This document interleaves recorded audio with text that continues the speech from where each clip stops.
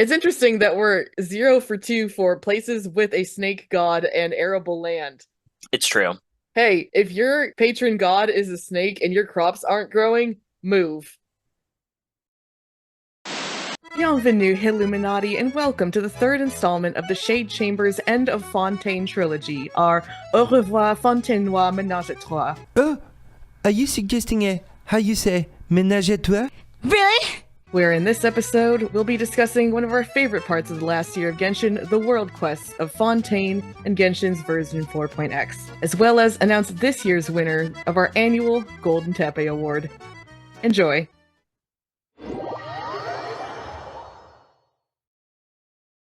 In a region that gave us a lot of cause for gripes, no gripes about the world quests. They are the best they've ever been. The content, the pacing, the fulfillment, and the way that they interweave really has not been done by this game yet, and was definitely a highlight of Fontaine for us. First of all, on the subject of World Quests proper, a couple patches ago, Hoyo added new avatars that are based on some of the more hallmark Genshin World Quests. So upon completion, you can pick a cute icon from one of the World Quests you did to feature on your profile. This was kind of a big step towards legitimizing the world quests, which until now have been pretty agnostic and self-contained away from the rest of the plot of the story. It also gives you kind of a roadmap for which world quests are worth completing because the shittier ones don't have profile pics associated with them. Yeah, nor were the designs from almost any other world quest memorable enough to warrant such a profile pic. Yeah, it's telling that most of the world quest icons started in Inazuma because launch world quests are garbage. And also, like, much, much, much smaller in scope. We saw some pretty crazy bloat with the Aranara, and they kind of backwards engineered the current ones to kind of get to where they were with the Fontaine onward quests. So world quests were strong in Fontaine right off the bat. Going into 4.0, you're immediately confronted with world quests that include crime, hijinks, bureaucracy, treasure hunting with Measurehead, the racist diver, who tells you that he doesn't care about sea levels rising and also blames everybody but himself. There's hitmen. People actually die. We roll up on a man being eaten by crabs. We go to a village of mermaids and meet a slug girl who's inventing the concept of fauvist painting. But La Grande Dame of them all, the centerpiece of the world quest at Fontaine, are of course the Narzissenkreuz series. This was pretty fun going in on because Jur and I were on a call together, kind of going through the quests at the same time when 4.0 dropped. And what was funny was he had started on the adventuring party, whereas I had been dealing with my Mal getting shaken down by those Eremites and Monsieur Jacob there. And then we kind of realized playing through both of them that some of the names were overlapping, and then we kind of jointly realized that they were connected by just approaching them from different angles. And that was really, really rewarding. Yeah, well, the R&R quest kind of fractaled out into a bunch of side quests. Narzissenkreuz was kind of approached in the opposite manner, where there are a bunch of smaller world quests that kind of converged into a single plot line, which I think worked really well because that kind of instilled a sense of curiosity and the ability for the players to draw their own connections between them, rather than just going off in a bunch of different branching directions. And moreover, just like the act of interconnecting these stories meant that you could have like individual stories that you were pretty invested in. You then kind of wanted to see how these would all sort of merge into a bigger story, and that was a better method for investment than just starting something off and then saying, now here's a list of 16 things you got to do for this plot line to advance. The experience of seeing them all come together was also very visceral because at the end of a quest line, you would pop into the Narzissenkreuz HQ, and the person that you had just been doing a world quest with would now take up residence there. Kind of like the Nick Fury stinger at the end of a Marvel superhero movie, where you know that they are gathering for a final group showdown. Having the already very enjoyable quests of Anne's adventuring party, Mamere and Elinus, and Caterpillar's experience at the prison converged into kind of a super group of weird little buddies that you then went on to tackle the mystery of Narzissenkreuz with, was a level of excitement and storytelling payoff that honestly they didn't even match in the Archon quest. Yeah, just getting the entire monster squad together. Yeah, completely. Like the Monster Squad with such a strong cast. And that coupled with the fact that there was kind of a mystery surrounding the Narzissenkreuz, which you literally discovered through both the quests and exploration and the collection of the essentially journal pages, which was very Kingdom Hearts, which I think really played well into the themes in the region surrounding prophecy, even if it kind of was a little bit divorced from any, themes of justice, which were also part of the region. Fontaine was a lot more about prophecy than it was about justice. It is very funny if you play through the end of the Narzissenkreuz quest after the AQ, because when Traveler is confronting Jakob about his grand plan to start up singularity with Narzissenkreuz to avoid the apocalypse, the Traveler does have a thought bubble going, should we tell him that this has already happened, that he did live through the apocalypse, that this is over now, and then decides not to say shit, like a Chad. It's very strange. I imagine the intention is that people will be exploring and playing through the world quest probably before they actually do the Archon quest, like in the greater life cycle of the game. This is a fantastic prologue to the Archon quest because it does Ugh. a sort of better job organically presenting like people trying to solve the issue in a completely different way than any of the playable characters. And feasibly, this could be something that I think you could probably just like walk into first thing playing the game without even necessarily worrying about any of the story stuff, I think. Kind of a consistent but also interesting development we've sort of seen with the world quests over time. Yeah, as far as it being something that you could do in the region before the story actually gets there, this absolutely kicks the crap out of the R&R quest. And the music, honestly, a lot of the tracks in the Narzissenkreuz quest, I think, were some of the best music in Fontaine. It's kind of astounding, like, how much quality was in this converging quest line. One thing I was a really big fan of, like another instance of Hoyo sort of like pulling from the Dark Souls playbook was I like that after wrapping up one of the Narzissenkreuz branches, you kind of get teleported to their little Narzissenkreuz base. And it turns out that's actually a physical location on the map that wasn't even accessible for like patches 4.0 and 4.1. It only really became a location you could physically visit in 4.2, but it's a fun trick that FromSoft is really known for these days, where you'll have a hub zone and then you'll later be teleported out of it and then organically discover its like real location on the map. They pulled it Yeah, off in Bloodborne, they pulled it off in Dark Souls 3, and they pulled it off in Yeah. Elden Ring. And yeah, that's much always a really appreciated. interesting sort of like spatial reward because there's always like a slight bit of disbelief where you're like, wait, I'm here when you get into it. Yeah, And it's a trick I like. I enjoy it. it is really fun, yeah. Narzissenkreuz also had some of the much sought after French flavor that we had been looking for in Fontaine, namely in its centering of like philosophy and kind of the essence of like what is the self, what is will, what is the soul and the persona. It was pretty surface level, but I appreciated it in a region that was so far bereft of flavor. We did in fact get some philosophizing through Caterpillar of all guys. Shout out to him for being a decoy for what appears to be deep lore that concerns the rest of the hilly churls, but in fact didn't mean jack shit to understanding hilly churls. Also, shout out to him for being a double red herring because his white hair, dull eyes, and faded limbs make it look like he's gonna link to Arlecchino. Although never say never, with the revelations of her being from the Conry and Crimson Moon dynasty, perhaps she and old Caddy. Oh, I mean, there actually was a link. Oh, Oh, Yeah, they're both cursed. well, yeah, there's that. They're both straight up okay. cursed. They straight up say that the curse affecting like the edges of limbs moving inwards is a sign of being cursed in setting. Like, Okay. It's just that one has blackened limbs because he's part hilly churl and the other one has it because she's burning. They should hang out. I feel like they could have like a grill out because like Caterpillar has kind of like old man dad energy.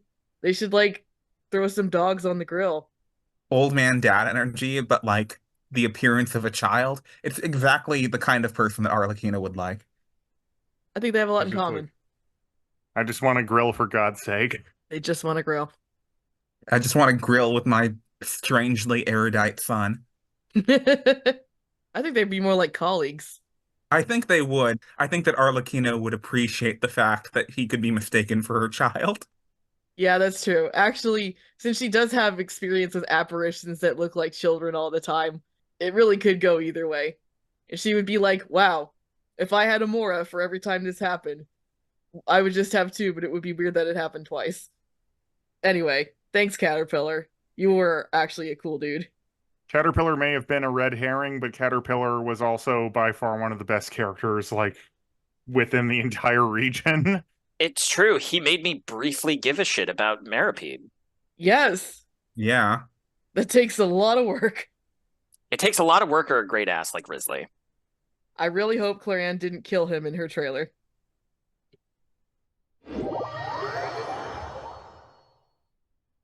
But it wasn't just the Narzissenkreuz, because there were still some other world quests in the 4.x cycle. We spoke a little bit about the location, but Wander, you had some reporting from Chenyu Vale that you were going to bring up. Yeah, I ran through the Chenyu Vale world quest kind of all in one sitting the day before this recording. The most I can say about it is it was fine. I didn't feel like there was anything learned or revealed about the history of Chenyu Vale that was really worth noting on. The story was primarily about the relationship between these adepti who one of them kind of struggles with the title of adeptus because she doesn't feel she's strong or smart enough or pretty enough to match the that's a editorial decision there. Don't take that to be something she actually said. But she doesn't feel like she's one of the special ones who should be compared to the adeptus of the southern parts of Liyue that we've come to know. And she specifically calls out Mountain Shaper as like someone that she wishes she was more like. Oh, great. Another Adeptus woman with an inferiority complex. Yeah. Also, I think it's ironic that she looks up to Mountain Shaper when her model is so much better. Yeah. They were Yeah, for real. introduced in their human forms for both of them were introduced in the same patch, and I know who's getting the beauty medal out of those two. Exactly. It is unreal how dopey our boys look. But it was about the kind of history and relationship between these three adeptal spirits, one being Fujin, who's this carp spirit, who's the one who's kind of our lead-in and the character we follow throughout this world quest. The other one mentioned is Changsheng, Herb Lord, who is Baiju's little snake, and the last one, who is the Swanee Bluey. What's Bluey? I don't know. It's a show that people have been saying I should really watch and like spend some time with. I don't know if I'll get around to it. But the final spirit is Bluey the Swanee, whose adeptal name is Ling Yuan. The conflict that kind of rises between Fujin's vision for Chenyu Vale and Ling Yuan's vision for Chenyu Vale. Because the lead into this that leads to this larger conflict is the tea in Chenyu Vale is starting to get bad. Like, it just tastes bad. It's not good Bad tea. What's happening with the tea? Yeah. You can't have bad tea at the Shade Chamber. We're all about spilling tea. Exactly. The reason that this is happening in Chenyu Vale is something's going on with the water in the soil. So Fujin wants us to help purify it. We learn about this ritual. It's interesting that we're 0 for 2 for places with a snake god and arable land. It's true. Hey, if your patron god is a snake and your crops aren't growing, move. But Sorry, Kokomi. maybe they should sign a peace treaty with Chenyu Vale and then try to work something out between each other. But anyway, so it turns out that Ling Yuan has been messing with the ley lines of the land because she is trying to recreate the land of old that they all ruled over, because she kind of has trouble moving on from what Chenyu Vale is now. So Fujin's motivation is she wants to change the ley lines in the land to be supportive of the cultivation by humans and keep them able to live their long term and their long term prosperity via this tea selling like industry they have. Whereas Ling Yuan is like, no, we need to return to nature. We need to get everything back to the way it was pre-cultivation, because that's when this land was what we knew it as and when we were all at our happiest and most prosperous. And so it was an interesting exchange. Didn't really go anywhere. They could have had a larger conversation about like human industry and the way that it affects nature and like environmental impact. They didn't really do that. An interesting discussion in Liyue. I know, right? Yeah. A lot of what this world quest and the Chasm have done were kind of like backfilling world quests that they probably would have launched with Liyue if it was at the same level of like quality that they're currently able to produce. But in spite of essentially doing this backfilling, they still don't really have like strong themes to attach to beyond like the kind of succession of moving away from a more pastoral, natural environment towards something that's a little bit more human controlled, even if it's just agriculture. So overall, I don't think it was a bad world quest. It just didn't add anything new, and I feel like it was fairly skippable. But if you want to complete your map and you want to learn a little bit more about Chenyu Vale, yeah, give it a try. You can tell which world quests have staying power by the same metric that you can tell a lot of things popularity in Genshin, and that's the amount of fan art being made for them. I've seen some Narzissenkreuz fan art. People are making fan art of Kazari slash Hana Chirusato and Jet to this day. As soon as this Chenyu Vale quest dropped, everyone just kind of like did some initial fan art of it and never did anything with it again. And this quest had lesbians in it. And you know the fan artists love that shit. But even that was not enough to give it any staying power in people's memories. It's true. I mean, I haven't even seen any like real fan art of like Bluey, let alone fan videos. Oh, I've seen a lot of like Gijinkas of her where she's buff. Oh, that's weird. Get out of Oh. here.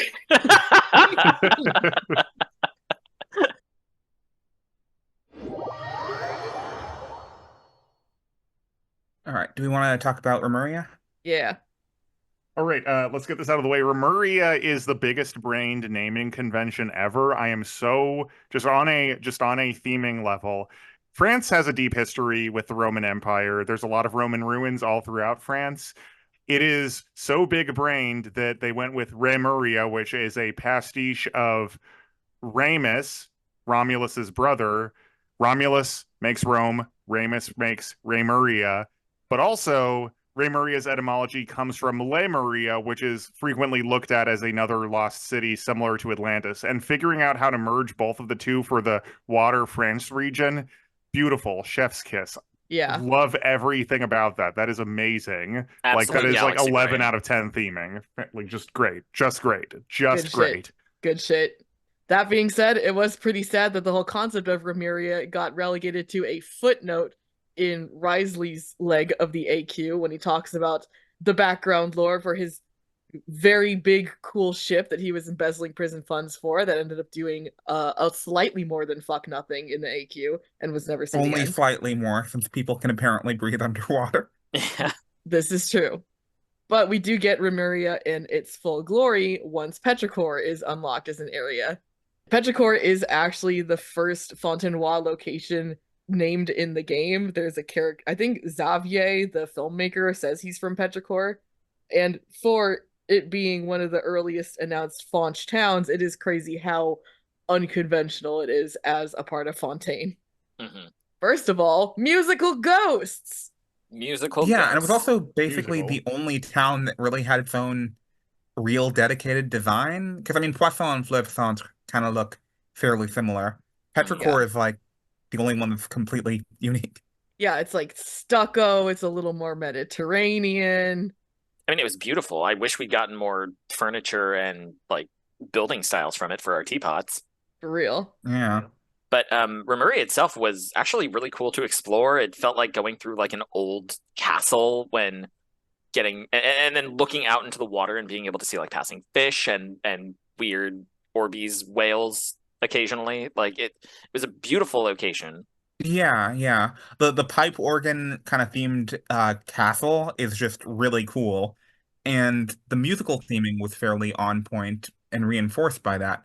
Plus, I also did like how essentially early in the versions they foreshadowed the presence of golems, and then essentially by the end of the final patch cycle, essentially, you are finally interacting with and fighting them. Definitely gonna bring Warframe into this again. Big Orican vibes for the Remurian Empire. These kind of like classical marble busts turned people, corrupt and decadent and covered with gold. Plus the pipe organ just looks an awful lot like Octavia's puzzle on Lua. Yeah. It's a great aesthetic and very fun to see in Genshin. Those anglerfish submarine like World's Fair looking things that are floating around in there. When I saw one, I was like, this is what I expected to see in the Fontaine proper. Yeah. Remuria actually did end up with a lot of new mechanics that we hadn't seen in the underwater area before, which I thought was great. There was a little bit of help with traversal once you unlock Scylla, the big whale. by being able to zip to Scylla and then launch yourself around the exploration zones a little bit more, so it didn't feel as slow paced as some of the other underwater zones within Fontaine. They broke their own sort of design philosophy where they had been keeping everything relatively low to the ground, like we said in a previous episode, keeping everything in trenches. Remuria really broke that, but then they also, as Wander said, gave you Scylla to alleviate like swimming through more of the open zones, and that was a concession they went with. They were able to implement a lot of new underwater mechanics for like puzzle solving around the music theme that they had in Remuria. Like it felt like this is what the rest of the Fontaine underwater area should have felt like, where there Yeah. were other mechanics at play in there that really helped with the exploration and the theming of the region.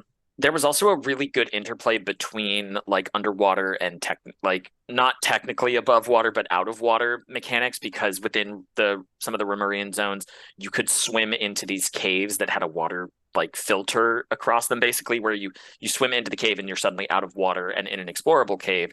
So you were able to have those combat encounters that weren't just like find a sea creature and throw stuff at him. Like you fought the golems in these caves, you explored, there were other puzzle mechanics that could only be solved with the music mechanics introduced in the above water parts. So I thought that was like a really good interplay between those two that didn't feel like you were just stuck in the water mechanics for your entire period there.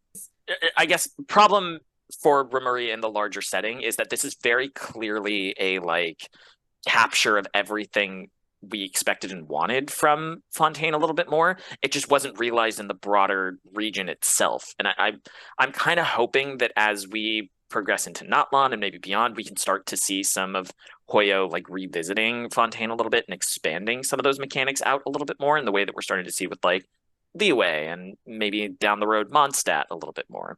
Because like Remuria had one of my favorite underwater sections of the entire game, which was rebuilding the aqueduct. I'll say I won't go into it beyond that, but it is the most Abzu that I think we've ever seen from this game, Oh, hell yeah. and it is Yeah, one of my further. favorite sections of underwater like gameplay in all of Fontaine, basically.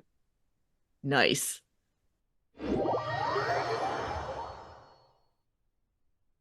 Say they figured out how to improve on world quests. Like this is the best world quests has ever been. So like with Mhm. any luck, as they continue to get that organizational knowledge, and continue to build up the game more and more, yeah, hopefully like they start to integrate it better with the story, because this was such a huge leap forward that like my hope would be that they would take another big step and like actually start to really integrate it with like even some of the playable character stuff, or like really get to like tying everything together super well, because they have Yeah. the makings for it. I was literally just thinking that like it would be cool if they started like backfilling these world quests into previous regions, like maybe when a new character comes out but it's for the previous region, or a character gets a rerun, then maybe they also like drop a new high production value Inazuma world quest, because nothing is worse than having no reason to go back to the region that you have to farm mats for. Handguards, Scaramouche, fuck you. And like having something to do there to revisit it, to flesh out that part of the setting would be really welcome. I'd be super into that. It would definitely kind of like alleviate our anxieties of getting to the end of the Seven Nations and then abandoning them in favor of the larger meta plot, which none of us are really looking forward to. Yeah, this is probably like a pie in the sky kind of if only dream I would have for this sort of a thing. But it would be interesting if they did start adding in like world quests to older regions, if that was the way that they were able to change those regions. Because like Ooh. we talk about Mondstadt being blown up and then getting a better Mondstadt eventually, but like it would be interesting if they introduced a world quest that as you proceeded through it, it changed aspects of the landscape or the mechanics to traverse around Mondstadt, and then when you get to the end of it, that's how it changes the terrain in the way that we've seen with other world quests. That's true, because most of the big world state changes came from world quests. Some of them came from story, but a lot of them are like optional world quests. So that would be a very fun way to do it. I Yeah, think it yeah. and it wouldn't cause like spoiler issues necessarily for other players. It would just be they'd have to get to that point in, wherever the story that the world quest is inserted into, and then they could make those changes without really spoiling the experience of the early game if they feel like they need to keep that sacrosanct. Plus, Traveler could have some more fucking dialogue in the world quest since they're not even voiced. That would be nice. Like That would our be- guys Yeah. are characters with agency, and I would like the story to like start reflecting that more. I feel like No, there's absolutely. a joke that could be made here about was it the traveler being the real harbinger all along, where like we end up somewhere and we are maybe not really, but like the jokingly the harbinger of some like some locations decay or descent into decay, because whenever we get there, get someplace new, it's like it's always some degree of a wreck. Yeah. Harsh. Forget joking. I want that to be the real story. I mean, within the churls, we've always had the joke of like the traveler's rise is to basically subjugate Teyvat. Our conquest equals our conquest. And we're basically like showing the gods up and being like, these guys are bitches. You should worship me. I'm awesome at the end of the day. This isn't your world to conquer. Yeah, literally. You can tell we like KOTOR. But all the more reason, Hoyo, please add the World Quest text archive to the quest archive. It is insane that as these things get richer and more lore relevant, we can't go back and revisit the stories. Yes, please. Absolutely. Finally, to close out our discussion on the world quests, the Shade Chamber would like to present our annual Golden Teppei Award for Best NPC. These are characters who may not have had character designs, but they certainly stole our hearts over the course of this region's story. Some loose and silver win, right? A one-way ticket straight to a water-bound grave. Yep, they died, as Fiends said in our AQ discussion, literally 5 minutes too early. Tragic. Tragic. I, however, would like to make a special mention to a random ass NPC in the court of Fontaine. His name is, I believe it's pronounced Uale. I think he deserves a big commendation because if you linger around him and hear his background lines, he is the only person in this whole nation that speaks with a French accent. Monsieur Nouvelle, please, there's no need to be so modest. God, I wish this game had more of that. So, rest in peace, Melucid Silver. Thanks, Uale. Thank you all for coming. Good night. Drive safely. That's going to do it for us this time on the Shade Chamber. Join us next time in the 4th installment of our Au revoir, Fontainois Ménage à Trois, End of Fontaine trilogy, where we'll be talking about Fontaine's real-world influences, aesthetics, the roads not taken. I'm sorry, my producer just handed me a note saying there's no 4th thing in a trilogy. Apparently, trilogies only have 3 parts. Well, that's the thing about us hilly churls, we don't know how to count. So, our 4th installment, we'll be talking about Fontaine's real-world influences, aesthetics, some of the roads not taken by Genshin's creative and development teams, the failure of Fontaine Prediction Bingo, other comings and goings of Genshin for the past year, and a whole section devoted to everyone's favorite big bad daddy, Arlecchino.